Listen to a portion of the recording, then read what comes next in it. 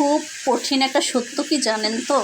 আপনার লাইফে বলেন, আমার লাইফে বলেন, সত্যিকারের আপন বলতে কিন্তু আমরা নিজেরাই নিজেদের আপন, এছাড়া আর আপন কেউ নেই। আর সবচেয়ে বড় আপন হলো আমাদের আল্লাহ, যিনি নিঃস্বার্থভাবে আপন।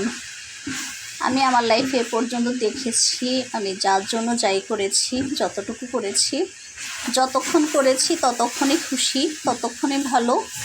করা শেষ, সাথে সাথে কৃতজ্ঞতার বদলে বদনামটা শুরু করে দিয়েছে। এবং এমনভাবে এমন আচরণ করে, মনে হয় আমি কখনো তার উপকার তো করি নাই, বরং তার ক্ষতি করেছি।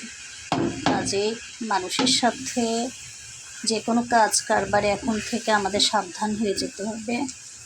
আমরা এমন একটা সময় বাস করছি, কৃতজ্ঞতার বদলে অকৃতজ্ঞতাটা দেখাতে আমরা বেশি পছন্দ করে ফেলছি। তাই মানুষের এসব আচরণে আহত না হয়ে মানুষ থেকে একটু তফাৎ রেখে চলতে পারলেই এখন লাইফটা শান্তির হবে, কারণ সময়টা এখন আসলে অদ্ভুত।